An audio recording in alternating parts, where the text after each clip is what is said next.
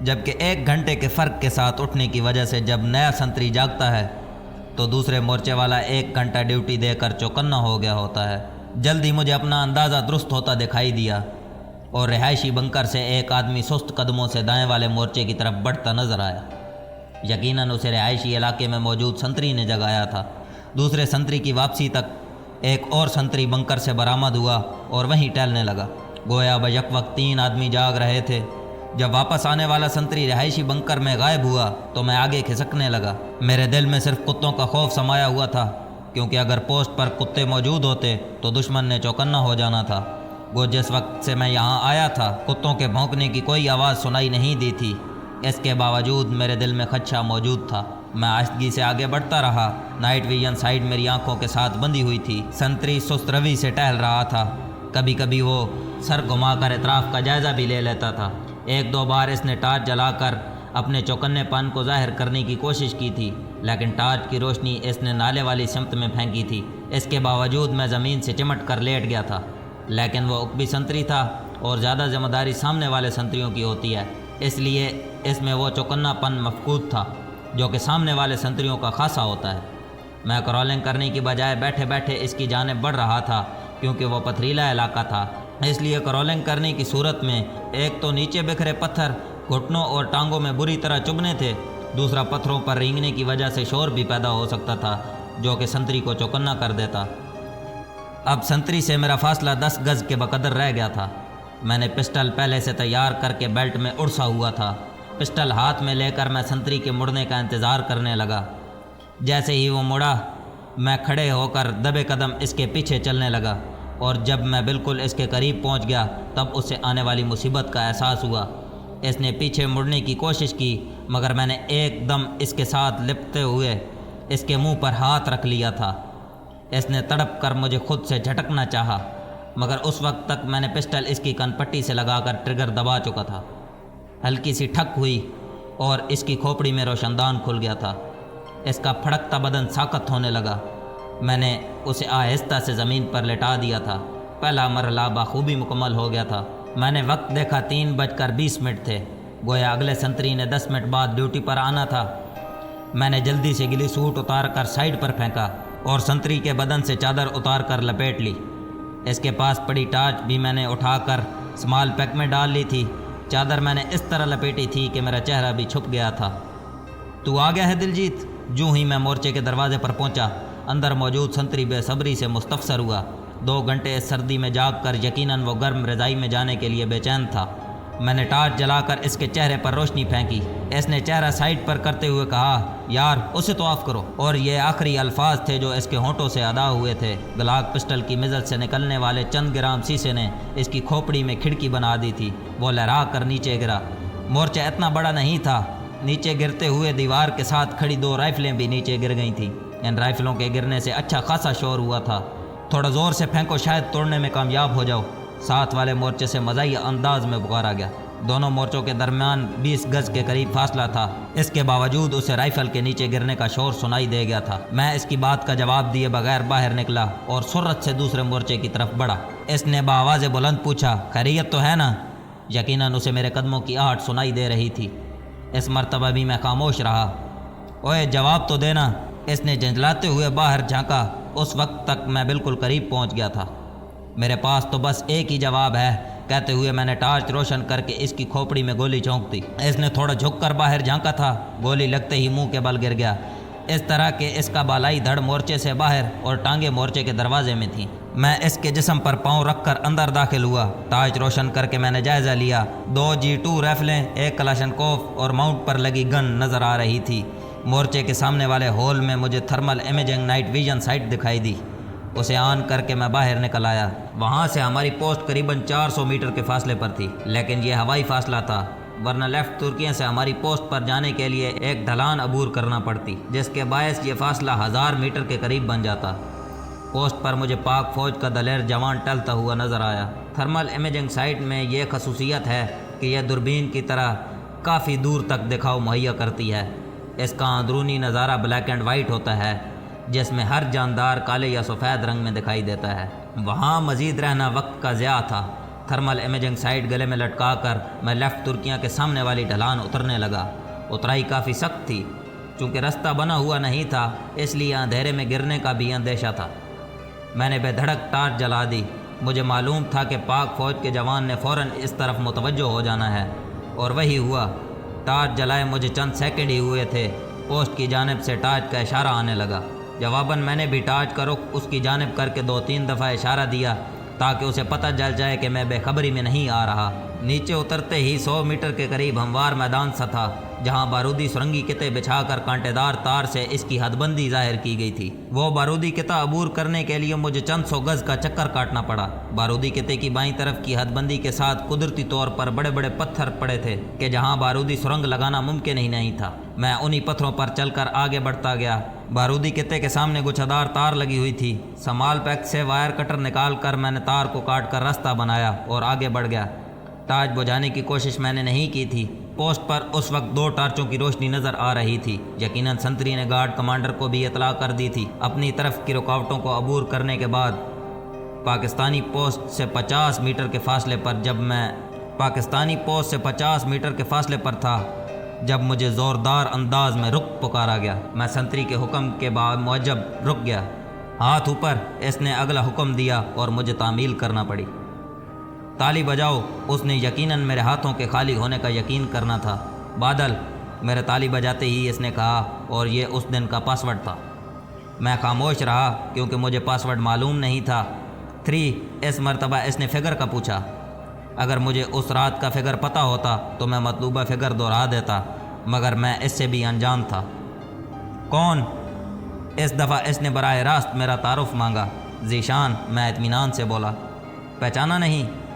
قریب تو آنے دو یار، تعارف بھی کرا دیتا ہوں۔ میں کھڑے کھڑے تھک گیا تھا۔ اسی حالت میں آگے بڑھو، اسے میرا اطمینان دیکھ کر کہنا پڑ گیا تھا، اور میں ہاتھ سر سے بلند کیا آگے بڑھ گیا۔ خود سے 2 میٹر دور اس نے مجھے دوبارہ روکا، اور اس کے ساتھ کھڑا دوسرا آدمی خود بخود آگے بڑھ کر ماہرانہ انداز میں میری تلاشی لینے لگا۔ میرے کندھے پر لٹکی سنائپر رائفل اتار کر اس نے سائڈ پر رکھی۔ میرا small pack, thermal imaging sight اور میری جیبوں میں موجود تمام سامان اپنے قبضے میں لے لیا۔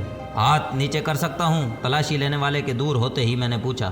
کر لو، مجھے نشانے پر رکھنے والا نرم لہجے میں بولا۔ شکریہ کہہ کر میں نے ہاتھ نیچے کر لیے۔ آؤ اندر بیٹھ کر بات کرتے ہیں۔ یہ الفاظ اس کے ہونٹوں پر تھے کہ لیفٹ ترکیاں پوسٹ کی طرف سے ٹارچوں کی روشنی پھینکی جانے لگی۔ اس کے ساتھ ہی فائرنگ کی آواز سے ماحول گونج اٹھا۔ میں نے کہا سنتری کو آڑ میں کر لو، مگر میرا یہ کہنا بے فائدہ تھا کیونکہ فائر کی آواز سنتے ہی سنتری مورچے میں ہو گیا تھا۔ میرے اندازے کے مطابق مجھے کلاشنکوف کی زد پر لینے والا گارڈ کمانڈر تھا۔ وہ مجھے ساتھ لے کر ایک رہائشی بنکر کی طرف بڑھ گیا۔ وہ پوسٹ کمانڈ کا بنکر تھا کیونکہ اندر داخل ہوتے ہی گارڈ کمانڈر نے سیلیوٹ کیا تھا۔ اندر لیمپ روشن تھا۔ پوسٹ کمانڈر نے گہری نظروں سے میرا جائزہ لے کر مجھے بیٹھنے کا اشارہ کیا۔ استاد اکرم، چائے پانی کا بندوبست کرو۔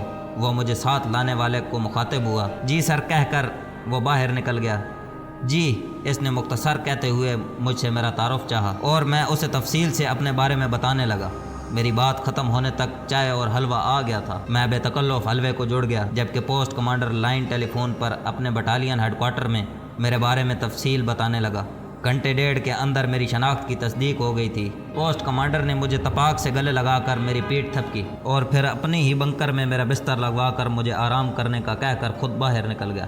لیفٹ ترکیاں کی طرف سے وقفے سے فائر کی آوازیں آ رہی تھیں۔ یقیناً انہیں اپنے 3 آدمیوں کی ہلاکت ہضم نہیں ہو رہی تھی۔ میں بے فکر ہو کر بستر میں گھس گیا کہ اب میں اپنوں میں تھا۔ 2 دن بعد میں اپنے ہیڈ کوارٹر میں پہنچ گیا تھا۔ وہاں جا کر ایک مرتبہ پھر استاد صادق کا غم تازہ ہو گیا تھا۔ مشن پورا کرنے کی خوشی سے زیادہ استاد صادق کے بچھڑنے کا نقصان زیادہ محسوس ہو رہا تھا، مگر میرے سینئرز مطمئن تھے کیونکہ شہادت کی موت ایک بہت بڑا اعزاز ہے۔ ایک دن ہیڈ کوارٹر میں گزار کر میں نے چھٹی لی اور گھر کی طرف روانہ ہو گیا۔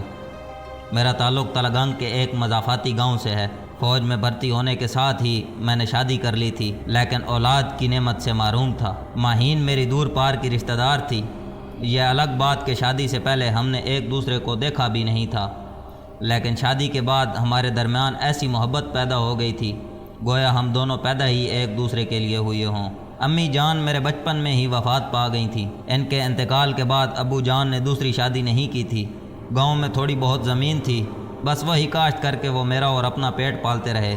FSC کرنے کے بعد ابو جان کا ارادہ تھا کہ میں مزید تعلیم حاصل کروں، مگر میں نے والد صاحب پر مزید بوجھ بننا گوارا نہ کیا اور پاک آرمی میں بھرتی ہو گیا۔ دوران ٹریننگ ہی میری نشانہ بازی کی صلاحیت کھل کر سامنے آ گئی تھی۔ یونٹ میں جانے کے بعد نشانہ بازی کے مقابلوں میں میری اس صلاحیت میں مزید نکھار آیا تھا، اور پھر اسی صلاحیت کو دیکھ کر مجھے سنائپر کورس کے لیے کوئٹہ جانا پڑا۔ وہ کورس میں نے امتیازی نمبروں سے پاس کیا، اور اس کورس میں اچھی پوزیشن لینے کی وجہ سے مزید ٹریننگ کے لیے مجھے اسپیشل سروس گروپ یعنی کمانڈوز کے پاس بھیج دیا گیا۔ وہاں بھی میری نشانہ بازی کی صلاحیت نے دوسروں کو متاثر کیے رکھا، اور پھر اس کورس میں بھی نمایاں پوزیشن حاصل کرنے کے بعد مجھے خصوصی سنائپر ٹیم کی زیر نگرانی تربیت دی جانے لگی۔ اس مرتبہ ہمارے استاد وہ تھے جنہوں نے ٹریننگ سے زیادہ عملی میدان میں وقت گزارا تھا۔ وہ اسباق پڑھانے سے زیادہ ہمیں واقعات سناتے، ایسے واقعات جو ان کے ساتھ بیت چکے تھے، اور ہر واقعہ کوئی نہ کوئی سبق لیے ہوئے ہوتا تھا۔ اس کورس میں بھی میری کارکردگی پچھلے کورسوں کی طرح شاندار رہی، اور مجھے اپنے اساتذہ کے ساتھ ہی پیشہ ور سنائپر بننے کا موقع مل گیا۔ اور پھر ایک دن مجھے اپنے پہلے مشن کے لیے سرحد پار جانا پڑ گیا، جس کی کہانی میں گزشتہ ایپیسوڈز میں بیان کر چکا ہوں۔ میں ظہر کے وقت گھر پہنچا تھا، مجھے دیکھتے ہی ماہین کھل اٹھی اور اس کے چہرے پر کوس قضا کے رنگ جھلملانے لگے۔ ابو جان نے مجھے چھاتی سے لگا کر خوب پیار کیا۔ ابو جان کے کمرے سے باہر جانے کے بعد میں ماہین کو مخاطب ہوا۔ بڑی خوش نظر آ رہی ہو۔ وہ ہنسی۔ غمگین تو آپ بھی نہیں لگ رہے۔ میں تو اس لیے خوش ہوں کہ چھٹی ملی ہے، چند دن آرام کروں گا۔ اور تم؟ وہ ناز سے بولی۔ جھوٹا، جھوٹی ہوگی تم۔ اسے اپنے قریب کرتے ہوئے میں نے والہانہ لہجے میں کہا، واقعی سچ کہتے ہیں کہ کائنات کی رونق اور رنگینی عورت کے دم قدم سے ہے۔ اگلے دن ناشتہ کر کے میں گھر سے نکلا۔ میرے دوستوں کی تعداد محدود سی تھی، ان میں سے بھی ایک دو ہی خط چٹھی ڈال دیا کرتے تھے، ورنہ تو چھٹی آتے ہی ملاقات ہو پاتی۔ اس وقت موبائل فون اتنا عام نہیں ہوا تھا، خال خال لوگ ہی موبائل رکھنا پسند کرتے تھے۔ گو موبائل فون میری پہنچ سے باہر نہیں تھا، لیکن ابھی تک مجھے یہ فضول خرچی ہی لگ رہا تھا۔ اپنا سب سے قریبی دوست اویس مجھے اس کے گھر کے باہر ہی مل گیا تھا۔ ارے شانی، کیا بات ہے یار، میرا خط ملتے ہی تم بھاگے چلے آئے۔ خط؟ میرے لہجے میں حیرانی تھی۔ میرا خط نہیں ملا؟ خط تم نے پوسٹ کب کیا تھا؟ خیر تو ہے نا؟ پرسوں؟ واہ، پرسوں تم نے خط بھیجا اور کل مجھے مل گیا، کیا ذہانت ہے۔ وہ سر کھجاتے ہوئے خفت سے بولا۔ میں نے سوچا شاید تم میری وجہ سے چھٹی آئے ہو، ضرور آتا، مگر اب تو روٹین کی چھٹی آیا ہوں۔ کوئی بات نہیں، میرے لیے اتنا ہی کافی ہے کہ تم چھٹی آ گئے ہو، اب وجہ بھی پھوٹو۔ وہ خوشی سے جھومتے ہوئے بولا، ہفتے کو میری شادی ہے۔ شادی؟ ثوابی والی کا کیا بنا؟ وہ خوشی سے چہکا، اسی سے تو ہے نا۔ میں نے خوشگوار حیرت سے پوچھا، بھلا وہ کیسے؟ وہ ایسے کہ ابو جان مان گئے اور رشتہ لے کر ثوابی پہنچے۔ ارم کے والد تو پہلے سے راضی تھے، اور اب تمہاری دعا سے ہفتے کے دن تمہارا بھائی اپنی ارم کو لانے والا ہے۔ مبارک ہو یار، میں نے خلوص دل سے کہا۔ خیر مبارک، خیر مبارک۔ خوشی اس کے انگ سے پھوٹ رہی تھی، اور ایسا کیوں نہ ہوتا کہ وہ اپنی محبت پانے میں کامیاب ہو گیا تھا۔ محترمہ ارم نصیب خان سے اس کی ملاقات راولپنڈی میں ہوئی تھی۔ اویس کا والد تلگنگ سے تازہ سبزی راولپنڈی سبزی منڈی لے جایا کرتا تھا۔ اس کام میں اویس اس کا ہاتھ بٹاتا۔ کبھی کبھار سبزی منڈی سے واپسی پر والد سے اجازت لے کر راولپنڈی شہر گھومنے نکل جاتا۔ ایک بار راولپنڈی راجہ بازار میں بہنوں کے لیے شاپنگ کرتے ہوئے اس کی نظر ارم پر پڑ گئی، جو اپنی والدہ کے ساتھ شاپنگ کے لیے آئی ہوئی تھی۔ ارم کا والد نصیب خان پاک آرمی میں حوالدار تھا۔ اس نے اپنی فیملی راولپنڈی ہی میں رکھی ہوئی تھی۔ ارم کو دیکھتے ہی اویس پہلی نظر میں ہی اس پر فدا ہو گیا، اور پھر اپنی شاپنگ بھول کر ماں بیٹی کے تعاقب میں ہو لیا۔ عورت ذات اس معاملے میں بہت حساس ہوتی ہے۔ ارم خوبصورت تھی، بازار میں گھورنے والوں کی کمی بھی نہیں تھی کہ یہ مرد کی اوباش فطرت کا خاصہ ہے، مگر کسی کا یوں مسلسل گھورنا اور پیچھا کرنا اس کی نظروں سے اوجھل نہ رہ سکا۔ پہلے پہل تو وہ گھبرائی، مگر اویس کی آنکھوں میں جو جذبہ تھا اسے پہچانتے ہی وہ شانت ہو گئی۔ اویس بھی اچھا خاصا خوش شکل ہے۔ جلد ہی ارم بھی اس میں دلچسپی لینے لگی، اور جب اس کی ماں خریداری کی طرف متوجہ ہوتی تو وہ اپنی دلکش مسکراہٹ اویس پر نچھاور کرنے لگی۔ حوصلہ پا کر اویس نے تعاقب کا سلسلہ جاری رکھا۔ جب وہ ماں بیٹی واپس ہوئیں تو وہ بھی ان کے پیچھے ہو لیا۔ جس سوزوکی میں وہ بیٹھیں وہ اس کے پیچھے لٹک گیا۔ آخری سٹاپ کا کرایہ دے کر وہ اس جگہ پر اتر گیا جہاں وہ ماں بیٹی اتریں، اور جب وہ ایک کوارٹر میں داخل ہوئیں تو ایک عجیب پاگل پن کے ساتھ اس نے دروازے پر دستک دے دی۔ नसीब खान बाहर निकला तो अवैस ने चंद मिनट बात करने की इजाज़त मांगी और फिर अपना मुकम्मल तारुफ कराकर बता दिया कि इसने आज इसकी बेटी को बाज़ार में देखा और इसका ताक़ुब करते हुए यहाँ तक पहुँचा है, और अब अगर नसीब खान इजाज़त दे तो वो अपने वालिद को इसके पास भेज दे। नसीब खान इसकी बात सुनकर शिशदर रह गया। किसी पठान के सामने इस बात का एतराफ़ कि वो उसकी बेटी और बीवी का ताक़ुब करते हुए इसके घर तक पहुँचा है बड़े हौसले, जुर्रत और दलेरी की बात है। मगर इश्क अजीब चीज़ है, इसके दामन में बुज़दिली जगह नहीं पा सकती। नसीब खान चंद लम्हे तो कुछ बोलने के काबिल नहीं रहा और फिर फ़कत इतना कह सका, जवान पता भी है क्या कह रहे हो? जी सर, अवैस ने सआदतमंदी से कहा, मैं आपकी बेटी को अपनी इज़्ज़त बनाने के लिए आया हूँ। आप मना कर देंगे तो वापस लौट जाऊँगा, और इसके बाद अगर मुझे कभी यहाँ देखा तो जो चोर की सज़ा वो मेरी सज़ा। देखो जवान, आप बहुत बड़ी जुर्रत का इजहार कर चुके हैं। मेरी समझ में कुछ नहीं आ रहा कि क्या कहूँ, और फिर मैं रवायती बाप भी नहीं हूँ कि बेटी की मर्ज़ी जाने बगैर इसकी शादी कर दूँ। आप पूछ लें बेटी से, यकीनन वो मेरे ताक़ुब से बेखबर नहीं रही होगी। और नसीब खान ने भी शिशदर कर दिया। इसने भी उसी वक्त बेटी को बैठक में बुला लिया और पश्तो की बजाय उर्दू में उससे पूछा कि आया अवैस को जानती है? उसने नफ़ी में सर हिलाने पर इक्तफ़ा किया। इसने आज तुम्हें बाज़ार में देखा है और अब अपने वालिद साहब को यहाँ लाना चाहता है। क्या मैं उसे वालिद को बुलाने की इजाज़त दे दूँ? इस मर्तबा इरम का चेहरा शर्म से गुलनार हो गया था। मुँह से कुछ कहे बिना इसने सर को झुका लिया। ठीक है बेटी, जाओ। बेटी को वापस भेजकर वो अवैस से मुखातिब हुआ। जवान, ये फ़ेल अजीब लगता है मगर मुझे अच्छा लगा। आपने आज कल का बेहुदा तरीक़ाकार अपनाने की बजाय सादा और सच्चा तरीका अपनाया, और ये ज़ाहिर करता है कि आपके मन में कोई खोट या मैल नहीं है। आप मेरी बेटी को भी वरगलाने की कोशिश कर सकते थे मगर आपने ऐसा नहीं किया। जाओ और अब अपने वालिद को राज़ी करने की कोशिश करो।